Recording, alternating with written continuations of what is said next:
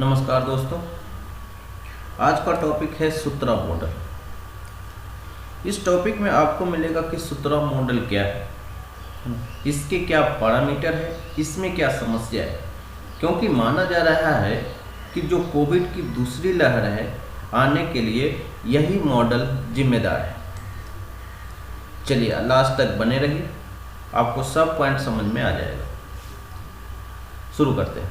ये चर्चा में इसलिए है क्योंकि कई साइंटिस्ट ने सरकार द्वारा एक मॉडल को कोविड की दूसरी लहर के लिए जिम्मेदार ठहराया है, जिसे हम सूत्रा कहा जाता है। इस मॉडल के निर्माण के पीछे सबसे बड़ी धारणा यह थी कि भारत में कोविड की दूसरी लहर की संभावना नहीं है। यानी ये मॉडल माना था कि भारत में दूसरी लहर नहीं आएगा, क्योंकि कुछ दिन पहले ब्रिटेन में की दूसरी लहर आया था। उस समय अनुमान लगाया था कि इंडिया में नहीं आएगा। आपको पता है कि कोविड की दूसरी लहर अप्रैल 2021 से ही लाखों लोगों को इंडिया में प्रभावित किया है ना, या ये वो लोग को परेशान किया है।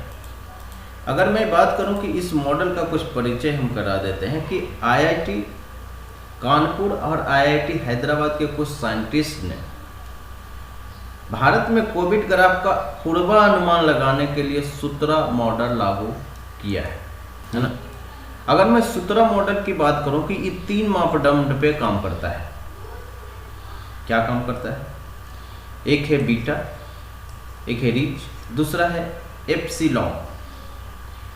बीटा बोलता है कि इसका जो संपर्क दर भी कहा जाता है, आप जो यह मापता है कि एक संक्रमित व्यक्ति प्रतिदिन कितने लोगों को संक्रमित करता है, या जो एक संक्रमित व्यक्ति के संक्रमण के दौरान वायरस को फैलाने वाले लोगों की संख्या है।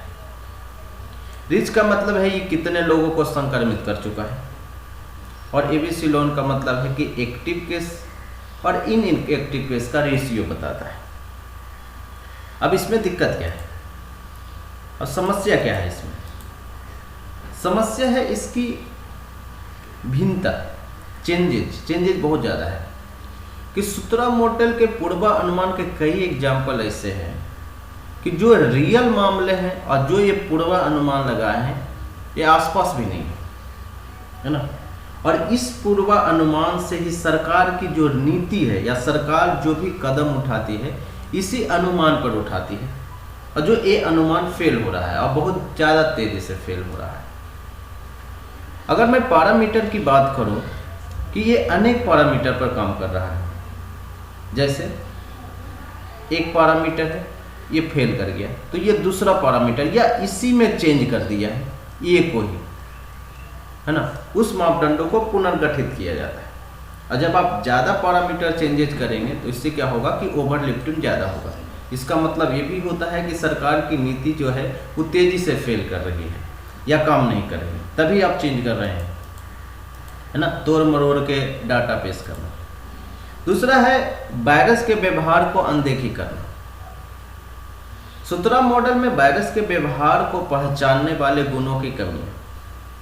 कुछ तथ्य ऐसे हैं कि कुछ लोग दूसरों की तुलना में वायरस के बड़े ट्रांसमिट थे। जैसे घर में काम करने वाले व्यक्ति की तुलना में वार्डर, रिसेप्शनिस्ट अधिक ट्रांसमिट थे। इसके अतिरिक्त सामाजिक और भौगोलिक विषमता के जो लेखांकन की कमी भी आई। उम्र के अनुसार जनसंख्या का स्थिरीकरण नहीं करना, है ना, इसके प्रमुख कारण शामिल है। कितने लोगों को, किस एज ग्रुप के लोगों को वायरस फैला रहा है या नुकसान कर रहा है ना।